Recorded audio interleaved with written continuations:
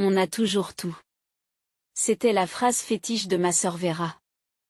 Mes jouets préférés, mes précieuses poupées, tout m'a été enlevé ou détruit après qu'elle ait prononcé ces mots. Elle mentait pour couper mes relations avec mes amis proches, manipulait les situations en pleurant pour me faire passer pour la méchante et provoquait des scènes qui gênaient les autres.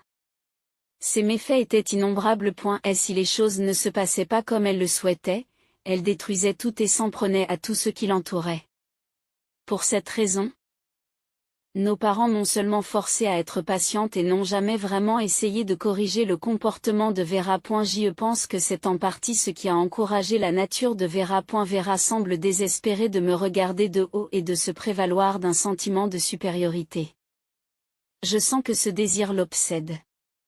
Elle est même allée jusqu'à rapprocher sa situation de vie de la mienne dans ce seul but. Ce n'est pas juste que tu puisses épouser un homme aussi merveilleux, a déclaré Vera à mon mari, qui était médecin. Pendant mon absence, elle a eu une liaison avec mon mari, a menti pour me faire passer pour la méchante, et a trouvé de la satisfaction à me l'enlever. C'était le même schéma qu'elle avait toujours utilisé, mais ce qui m'a fait le plus mal, c'est que mon mari m'a trahi en croyant Vera plus tôt que moi.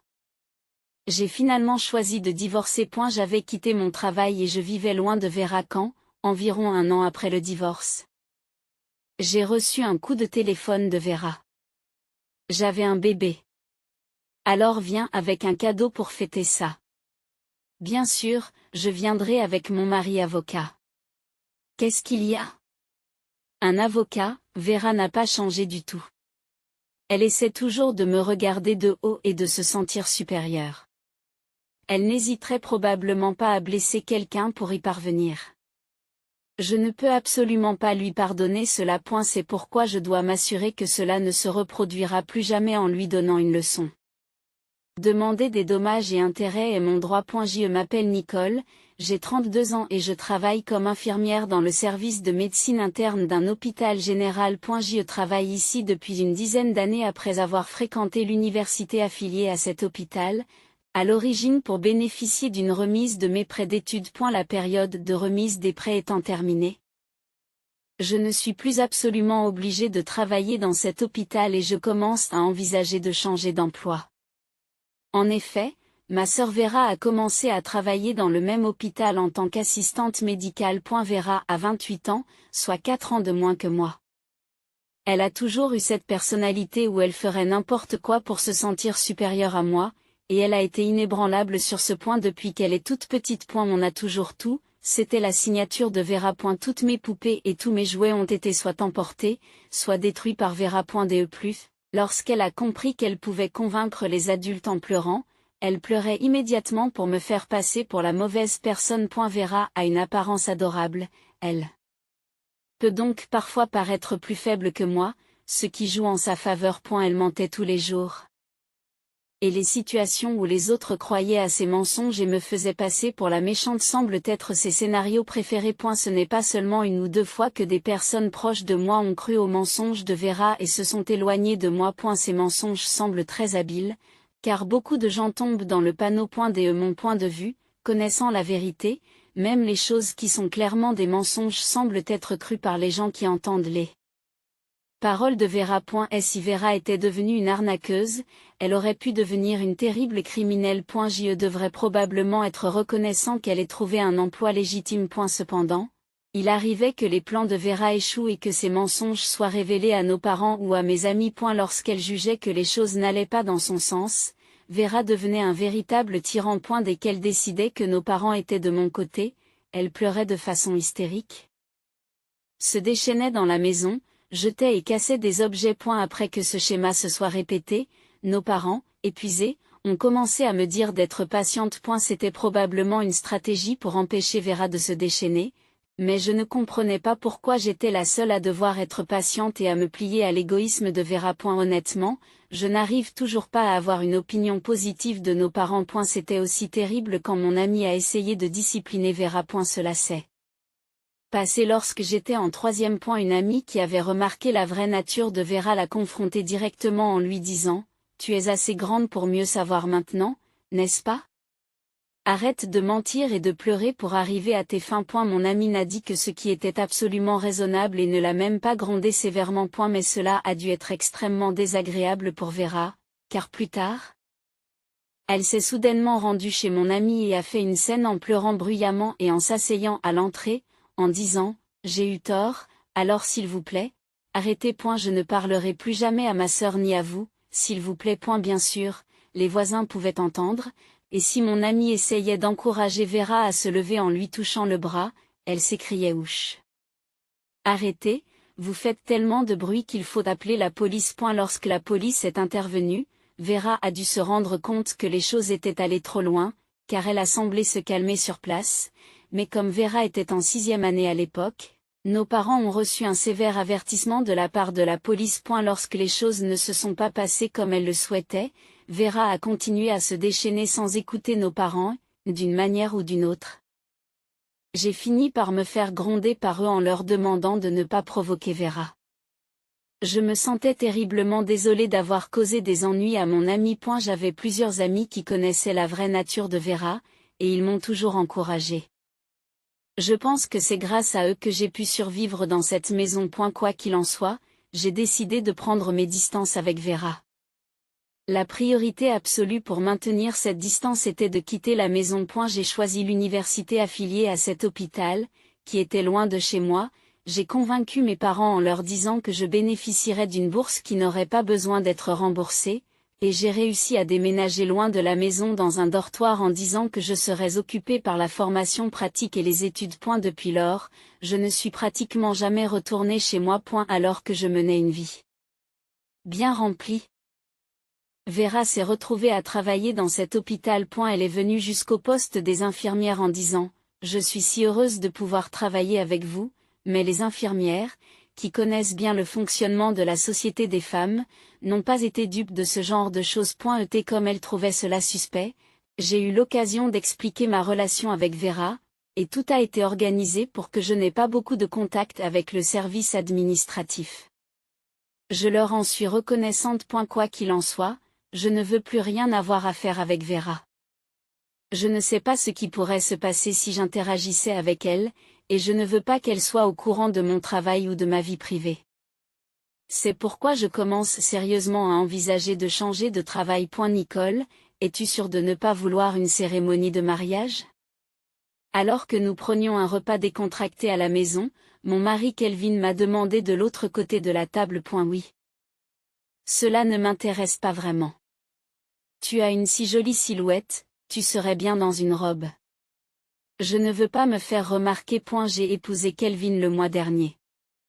Après être sortie avec lui pendant environ 6 mois, j'ai accepté sa demande en mariage et nous avons immédiatement enregistré notre mariage. Kelvin était médecin dans le même service de médecine interne, et avec son sourire rafraîchissant et ses manières douces, il était populaire auprès des patients et avait une bonne réputation parmi les infirmières pour son comportement doux. Bien sûr, je l'aimais bien depuis un certain temps, alors quand il m'a demandé de sortir avec lui, je me suis un peu emballée. Le fait que tu ne veuilles pas te faire remarquer est-il lié à ta sœur? J'avais tout dit à Kelvin sur mon histoire avec Vera lorsque nous nous sommes mariés. Je voulais éviter autant que possible tout contact avec elle. Je ne voulais pas qu'elle soit au courant de notre mariage. Je ne voulais pas que Kelvin soit en contact avec Vera. Parce qu'on ne sait jamais ce qui peut arriver. Bien que Kelvin ait écouté mon histoire, il n'a pas semblé comprendre. Il a lui-même une sœur et un frère plus âgés et s'entend très bien avec eux, alors il ne peut probablement pas comprendre une relation comme la mienne avec Vera. Mais comme nous travaillons au même endroit, tu ne penses pas que nous devrions le dire à ta sœur? Nous n'avons pas besoin de lui dire, vraiment. C'est ta sœur, je pense qu'elle serait heureuse pour nous. J'ai seulement pensé au fond de moi que si Vera apprenait mon mariage, elle commencerait joyeusement à comploter quelque chose. C'est pourquoi j'ai décidé de ne pas organiser de cérémonie de mariage. Pour ce qui est de l'annonce du mariage, j'ai seulement rencontré mes parents à l'extérieur et je leur ai dit, en leur demandant de ne pas le dire à Vera. Comme mes parents comprennent la personnalité de Vera, ils ne diront probablement rien. Quand je les ai rencontrés, ils m'ont dit que Vera avait essayé d'entrer dans la même université que moi, Mais qu'elle n'avait pas pu parce que ses notes n'étaient pas assez bonnes, et maintenant qu'elle a réussi à entrer dans le même hôpital, mes parents étaient quelque peu inquiets, bien que leur vrai sentiment de ne plus vouloir être impliqué avec Vera était également apparent. Mes parents doivent être soulagés que Vera ait commencé à vivre seule et qu'elle ait quitté la maison pour travailler dans cet hôpital. A eu travail, nous utilisons des noms de famille différents et ne portons pas de bague, et nous n'avons pas particulièrement annoncé notre mariage. De sorte que beaucoup de gens ne le savent probablement pas, comme il s'agit d'un hôpital assez grand et que les gens ne reconnaissent souvent pas le personnel avec lequel ils n'ont pas de contact, cela ne fera probablement pas l'objet de commérages. Je préférerais donc que Vera ne soit pas au courant de mon mariage. C'est aussi pour protéger Kelvin. C'est ce que je pensais, mais j'ai vu Kelvin et Vera discuter seuls devant le bureau médical de l'unité. Pourquoi ces deux-là étaient-ils ensemble ?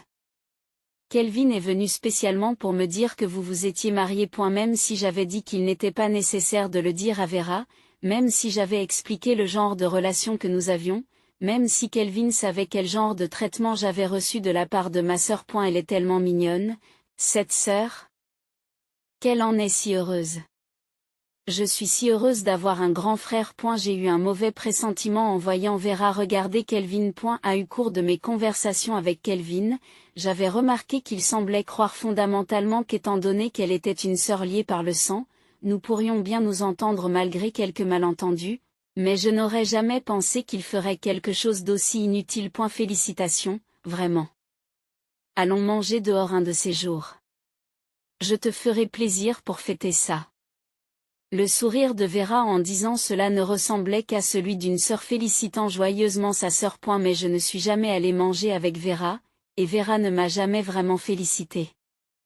Même maintenant, elle doit être secrètement en colère derrière ce sourire. Pourtant, je ne veux pas provoquer une scène au travail, et si j'impliquais d'autres personnes, elles pourraient aussi devenir les victimes de Vera. J'ai du travail à faire. Alors j'y vais. J'ai décidé de quitter cet endroit. De toute façon, je ne veux pas être dans le même espace que Vera. S'il vous plaît, faites qu'il ne se passe rien. J'ai murmuré dans mon cœur, presque comme une prière. Quelques mois après avoir épousé Kelvin. Ces derniers temps, Kelvin se comporte de manière étrange. Il semble froid, de mauvaise humeur, il y a un sentiment inquiétant. Soudain, après mon service de nuit, j'ai reçu un message de Kelvin sur mon smartphone. Pas de texte, juste une photo. La photo montrait Kelvin dormant torse nu dans notre chambre, avec Vera souriant dans ses bras. Je me suis fait l'avoir. C'est ce que j'ai pensé en premier. Ce doit être le défi de Vera. Elle me fait savoir que cela se passe en ce moment même dans notre maison. Elle l'a probablement envoyé en sachant que mon service était sur le point de se terminer. Je me suis rapidement changé et je me suis dépêché de rentrer à la maison. Elle doit encore être là. Lorsque je suis arrivé à la maison et que j'ai déverrouillé la porte pour entrer, Kelvin et Vera étaient dans le salon. Bien qu'ils soient tous les deux habillés, Kelvin était pitoyablement agité. Qu'est-ce que tu essaies de faire, Vera? Si je peux prédire les actions de Vera, je ne peux jamais comprendre ce qu'elle pense. Je suis à moitié résignée à ne pas comprendre cette fois-ci non plus, mais je veux une explication. Ce n'est pas juste que tu sois la seule à pouvoir épouser un homme aussi merveilleux. Vera dit cela d'une voix douce tout en pressant son corps contre le bras de Kelvin.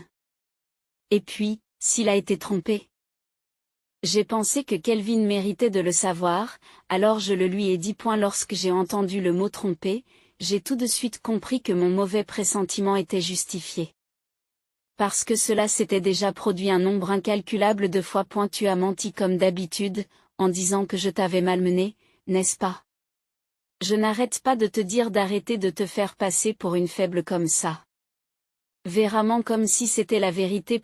Sa rapidité d'esprit est terrifiante et elle fait preuve d'un talent d'actrice digne d'un Oscar. Je n'ai jamais pensé que tu étais ce genre de personne. Je me sens trahi, dit Kelvin. Pas encore. En fin de compte, il est comme tous les autres hommes. C'est ma réplique, murmurai-je doucement, mais Kelvin n'avait apparemment pas entendu. Je me demande lequel d'entre nous, selon lui, a vraiment été trahi. bien que je lui ai dit de ne rien dire à ma sœur. Il ne m'a pas cru et a cru les mensonges de ma sœur. Et il a eu une liaison avec ma sœur alors qu'elle l'avait invité. Vous savez tous les deux ce que vous avez fait, n'est-ce pas? À mes mots, Kelvin a baissé le visage d'un air coupable, mais Vera regardait ses ongles comme si elle n'avait pas entendu. C'est de l'adultère pendant le mariage, n'est-ce pas, Kelvin? Même lorsque j'ai posé la question, Kelvin n'a rien dit. Vera, n'est-ce pas? Si tu parles d'adultère, alors oui. Mais Kelvin a dit qu'il me préférait parce que j'étais plus mignonne. Quand j'ai demandé à Vera, elle a donné une explication claire. C'est vraiment un génie quand il s'agit de ce genre de combine. Je suis impressionnée. Kelvin a dit qu'il n'avait besoin que de moi. Lorsque Vera a dit cela, Kelvin a eu l'air troublé, mais il n'a pas repoussé Vera qui s'accrochait à son bras. Je veux divorcer. Au moment où j'ai dit cela, je n'ai pas manqué de voir la bouche de Vera se tordre. C'était sûrement son but. Sa fierté ne pouvait accepter que sa sœur, qu'elle avait méprisée, soit mariée à un médecin. Elle a donc emmené Kelvin avec le même état d'esprit qu'un jouet. Même si Kelvin ne voit probablement pas les choses de cette façon. Kelvin, tu as du travail maintenant, n'est-ce pas? Reviens juste après ton service. Je vous ferai signer les papiers du divorce. D'accord. Après cela, Kelvin a quitté la maison avec Vera, et je suis allée au bureau municipal pour obtenir les papiers du divorce. Je suis incroyablement en colère et blessée par cette trahison. Je dois m'occuper de cela après une garde de nuit alors que je devrais être en train de dormir. J'entends souvent dire que les médecins sont des créatures qui trompent, mais de toutes les personnes, avec Vera? Ce qui m'attriste et me met le plus en colère, c'est qu'il n'a pas cru mes paroles et qu'il a plutôt cru ce que Vera a dit. Cette période a vraiment épuisé mon cœur plus que jamais. Alors que j'avais l'impression que j'allais me flétrir et m'effondrer, j'ai réussi à me ressaisir pour faire ce qui devait être fait. Lorsque Kelvin est rentré à la maison ce soir-là, je lui ai fait signer les papiers du divorce immédiatement. J'avais déjà rempli toutes mes sections. Il a essayé de dire quelque chose comme désolé avant d'écrire, mais je l'ai complètement ignoré. Cela ne valait pas la peine de l'écouter. J'ai vérifié qu'il ne manquait aucune entrée sur les documents et j'ai emporté les papiers du divorce. Je les soumets demain à la première heure. Je finirai de déménager dans 2 semaines, alors pendant ce temps, tu pourras rester chez Vera ou ailleurs. Je ne veux pas voir ta tête, et comme c'est ta liaison qui a causé ça, c'est normal. En fait, tu devrais être reconnaissant que je ne prenne que 2 semaines. En disant cela, Kelvin n'insisterait pas trop et je pourrais rester seule dans cette maison tout en préparant mon nouvel environnement. Maintenant, sortez. Tout de suite. Bien sûr. Reviens dans 2 semaines. Avec Vera si tu veux. Après avoir mis Kelvin à la porte, j'ai immédiatement bloqué tout contact avec Kelvin et Vera. Ensuite, j'ai décidé de prendre une douche et d'aller me coucher. Je suis épuisée. Je devrais reposer mon corps correctement parce que les choses vont être chargées à partir de demain. Le lendemain matin, j'ai déposé les papiers du divorce au bureau municipal.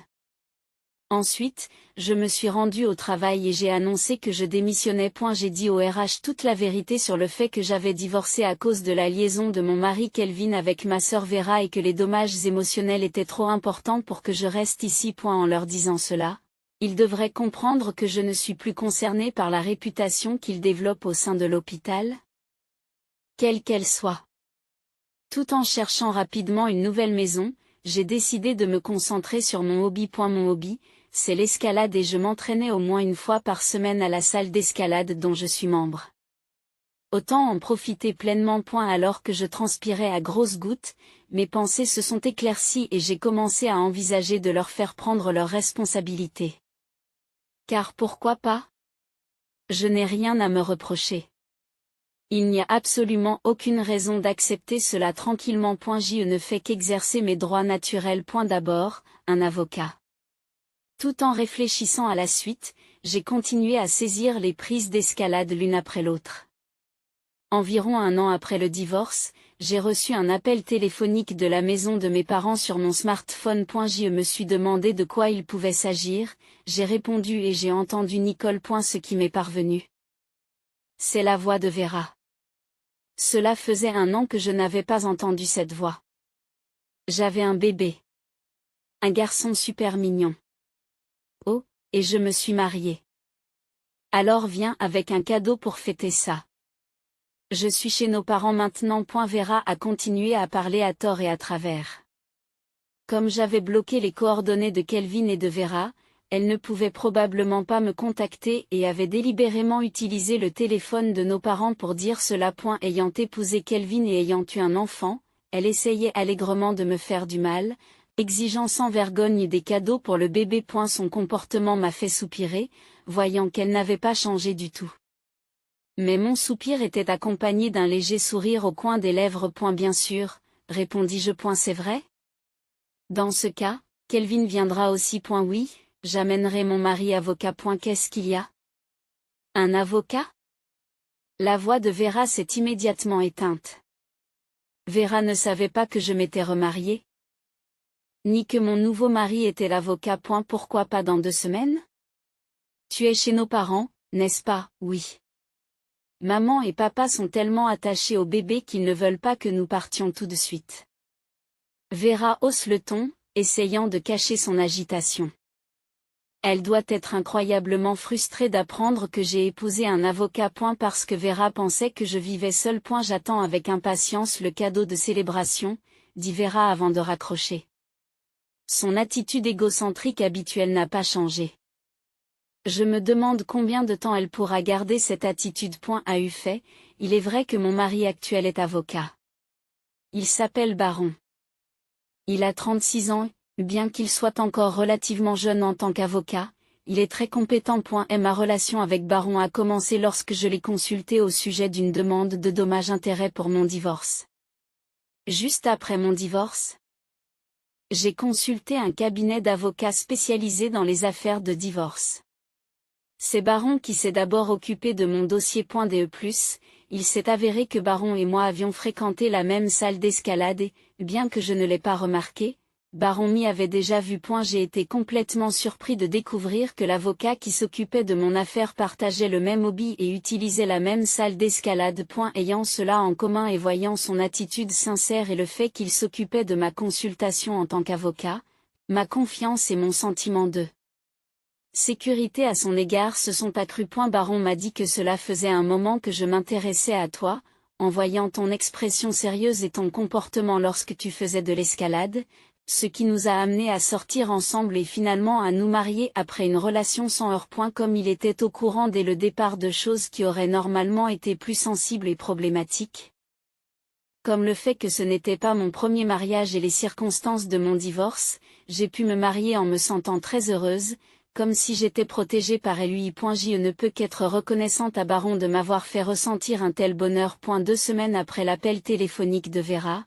lorsque j'ai visité la maison de nos parents avec mon mari comme promis, il y avait Vera entièrement maquillée et Kelvin avec une expression douloureuse.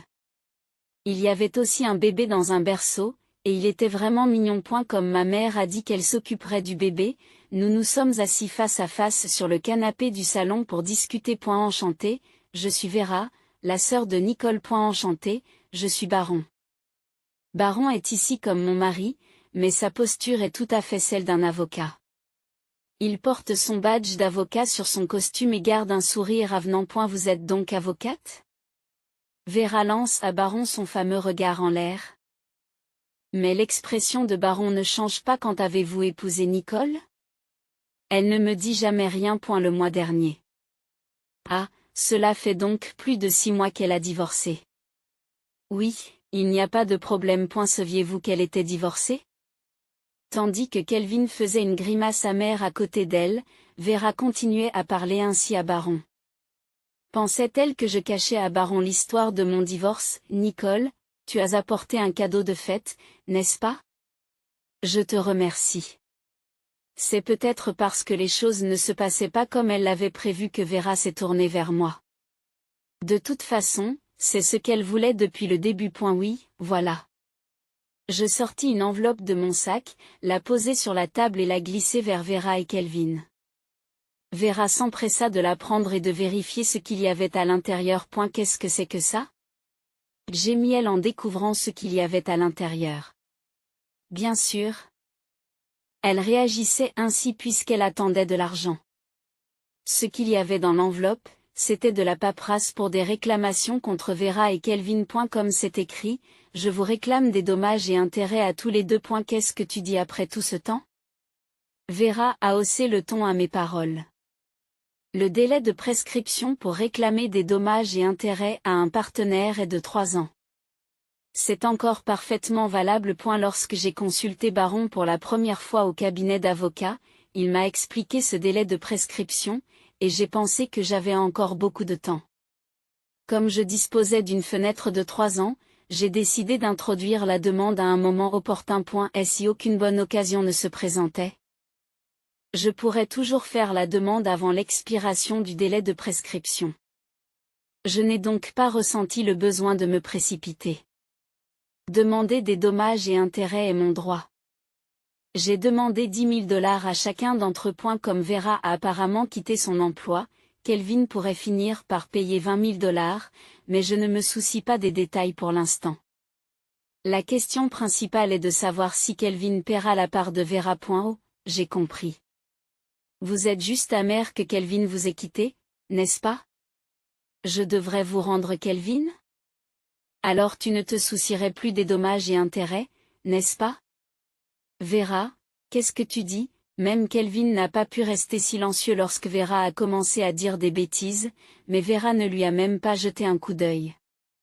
La demande de dommages et intérêts concerne votre adultère, alors elle ne disparaîtra pas. Lorsque j'ai dit cela avec fermeté, la bouche de Vera s'est tordue. Alors donne-moi plutôt ton mari. Et maintenant, elle dit quelque chose comme ça. Et Kelvin? J'ai dit que je te le rendrais, n'est-ce pas? Ce n'est pas juste que vous ayez épousé un avocat et que vous m'attaquiez. Échangeons nos maris. Alors je paierai les dommages et intérêts. Bien qu'elles doivent comprendre que ce qu'elle dit est complètement déraisonnable, Vera est probablement prise dans l'instant et dit cela sérieusement. En fin de compte, elle veut juste prendre ce qui m'appartient et se sentir supérieure. C'est sa priorité absolue, donc même si c'est étrange selon les normes normales, c'est la chose la plus importante pour Vera. Et comme elle est très excitée en ce moment, elle ne se rend surtout pas compte de l'étrangeté de ses déclarations. Baron, tu n'es pas vraiment marié à Nicole, n'est-ce pas? Parce que vous êtes si beau. Et je suis sûre que vous êtes très populaire. Vera regarde Baron avec son fameux regard en l'air. D'après ses expériences passées, elle pense probablement que les hommes tomberont dans le panneau. C'est moi qui ai demandé Nicole en mariage. Parce que Nicole est si belle, n'est-ce pas? Aussi bien dans son apparence que dans son cœur. Vera répondit brièvement et à voix basse à Baron qui avait affirmé cela sans se départir de son sourire. Son regard vers le haut a disparu. Elle avait l'air abasourdi, mais Baron continuait à sourire en silence, comme s'il attendait la réplique de Vera. Puisque Vera s'était tue, je me suis dit que je devais profiter de l'occasion pour donner le coup de grâce. Je sortis donc une autre enveloppe de mon sac et en étalai le contenu sur la table. Vera reprit son souffle et Kelvin murmura doucement, « Qu'est-ce que c'est ?» Sur la table se trouvaient de nombreuses photos. Tout étaient des photos intimes de Vera avec des hommes. Il y avait 7 hommes différents au total. Bien sûr, aucun d'entre eux n'était Kelvin. Comme vous pouvez le constater, Vera a fréquenté plusieurs hommes simultanément avant et après son mariage avec Kelvin. Vera, qu'est-ce que cela signifie? J'arrête par mes mots, Kelvin a attrapé les épaules de Vera et l'a confrontée. Ça fait mal. Arrêtez. Je te demande ce que ça veut dire. J'ai dit que ça faisait mal. Vera, dont l'épaule a été saisie, a griffé le bras de Kelvin avec ses longs ongles. Kelvin n'avait probablement jamais vu cette facette de Vera auparavant. Et elle tient sa blessure griffée d'un air surpris. De mon point de vue, ce n'est que le début avec Vera. Tu ne te moques pas de moi. Comment oses-tu me faire du mal après avoir fait une chose pareille? Kelvin, qui semblait avoir craqué, repoussa Vera, qui retomba avec force sur le canapé. J'ai été un peu surpris moi aussi. Car je n'avais jamais vu ce côté violent de Kelvin. C'est un côté de Kelvin qu'il n'a jamais montré quand il sortait avec moi. C'est probablement un côté que je n'ai jamais eu besoin de voir de toute façon. C'est le pire. Comment osez-vous utiliser la violence contre une femme? Je vais vous poursuivre en justice. C'est ma ligne de conduite. Comment pouvez-vous agir ainsi dans cette situation? Ne me touchez pas. Violence domestique criminelle. Taisez-vous. Pendant qu'il s'empoignait et criait, je me suis levée. Je n'avais aucune envie de regarder leur affreuse bagarre. D'ailleurs, si ça continue à chauffer, les dégâts ne feront qu'empirer. Vera va commencer à se déchaîner à partir d'ici. Elle lancera des objets sans discernement et balancera ses bras et ses jambes sauvagement, frappant et donnant des coups de pied. Peut-être que Kelvin deviendra encore plus violent. Dans ce cas, il vaut mieux quitter cet endroit. Je ne veux pas me laisser entraîner et j'ai accompli tout ce que j'avais à faire ici aujourd'hui. Nous avons terminé. Baron se leva à son tour et nous quittâmes le salon. Vera et Kelvin continuaient à s'engueuler. Il n'y a rien d'autre à faire ici. Vous avez raison. Merci de m'avoir accompagné. Lorsque je l'ai remercié, Baron a montré ses dents dans un sourire. J'aime son sourire sincère. Rentrons à la maison. Baron me tendit la main.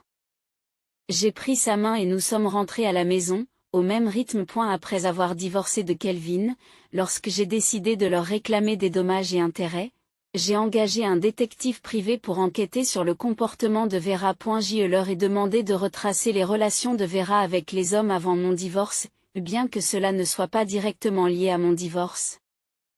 Je leur ai également demandé d'enquêter sur ses relations actuelles avec les hommes. J'ai pensé que je devais faire tout ce qui était en mon pouvoir pour écraser Vera et faire en sorte qu'elle ne veuille plus jamais avoir de relation avec moi. Compte tenu du comportement passé de Vera, il était impossible qu'elle sorte sérieusement avec Kelvin, qu'elle voulait simplement me prendre, mais je leur ai demandé d'enquêter au cas où, et comme prévu, ou comme vous pouvez l'appeler, en seulement 3 jours d'enquête, ils ont confirmé des relations avec 3 hommes. Par la suite, j'ai parfois demandé des enquêtes similaires, qui ont toujours donné des résultats, confirmant finalement des relations avec cet homme. Certaines relations s'étaient poursuivies avant son mariage, tandis que d'autres avaient commencé après le mariage. Selon l'enquêteur, s'il s'agit d'hommes avec lesquels elle a eu des relations, il y en a probablement eu beaucoup plus. C'est dire à quel point elle était apparemment aux mœurs légères. J'ai envoyé des documents résumant les faits, ainsi que des photos, au domicile de ceux de ces hommes qui étaient mariés. Je veux que Vera prenne ses responsabilités en tant qu'adulte. En ce qui concerne ma demande de dommages et intérêts, j'ai inclus une note indiquant que j'avais des preuves prêtes, afin qu'ils ne puissent pas nier la liaison et qu'ils ne se battent probablement pas inutilement. J'ai enregistré la conversation à partir du moment où la liaison entre Vera et Kelvin a été révélée. Je devais le faire parce que sinon, Vera essaierait à nouveau de s'échapper avec des mensonges. Lorsque vous avez vécu la même chose plusieurs fois, vous finissez par apprendre le schéma. Cette fois-ci en particulier, j'étais en colère. Alors j'ai pris de telles mesures. Parce que j'avais juré dans mon cœur de ne jamais pardonner ni à Vera ni à Kelvin. Dans les documents de demande de dommages et intérêts pour Vera, j'ai inclus une déclaration selon laquelle si elle essayait de se remettre avec moi, j'envisagerais de porter plainte au pénal pour diffamation et atteinte à la réputation. Je n'ai plus eu à me retenir. C'était ma déclaration d'intention. Peu après, les indemnités versées à Vera et à Kelvin ont été déposées sur mon compte. Quant à Vera, il semble que plusieurs épouses des hommes avec lesquels elle a eu des relations lui aient également réclamé des dommages et intérêts, et elle a réussi à s'en sortir grâce à la couverture de ses parents et à divers autres arrangements. Nos parents ont apparemment décidé qu'ils ne pouvaient plus laisser Vera courir à sa guise. Ils la gardent donc avec son enfant chez eux. La surveillent strictement et la font travailler comme employée médicale dans une clinique privée locale et à temps partiel dans un supermarché. Ils perçoivent la majeure partie de ses revenus à titre de remboursement, et Vera consacre la quasi-totalité de son temps à son travail et à l'éducation de ses enfants. D'ailleurs, en ce qui concerne l'enfant de Vera, les tests génétiques ont apparemment révélé qu'il n'y avait pas de lien de filiation avec Kelvin et Kelvin, trahi par Vera et apprenant que son fils bien-aimé n'était pas le sien, a divorcé de Vera en désespoir de cause. A eu travail, il s'est fait connaître comme le pire des imbéciles, qui passait de sa femme à la sœur de celle-ci pour finir par élever l'enfant d'un autre homme, et à la suite de ces chocs. J'ai appris d'un ancien collègue que Kelvin était devenu malade mental et qu'il avait démissionné. Il est désormais incapable de travailler comme médecin et se bat avec des emplois à temps partiel mal rémunérés pour gagner sa vie. Quoi qu'il en soit, cela ne me concerne plus. Vera et Kelvin peuvent vivre en se souvenant de ce qu'ils ont fait et en le regrettant. Ce n'est peut-être pas une pensée aimable, mais c'est tout ce que je peux penser.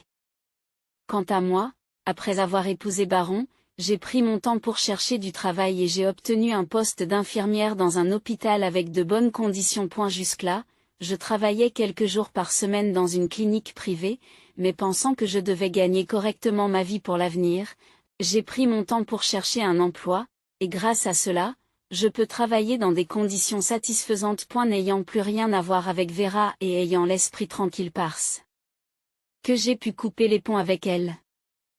Chaque jour est satisfaisant. Non seulement en termes de travail, mais je mène également une vie agréable et détendue avec Baron. Juste au moment où nous commencions à envisager positivement d'avoir des enfants, j'ai appris que j'étais enceinte. Baron a acheté des montagnes de magazines sur la grossesse et la puériculture et les a tous lus. Il est probable qu'il en saura plus que moi, la femme enceinte. L'autre jour, j'ai ri lorsqu'il a finalement acheté un livre épais, semblable à un dictionnaire, sur la façon de nommer les bébés. Je pense que c'est vraiment un bonheur de pouvoir passer chaque jour à sourire comme ça.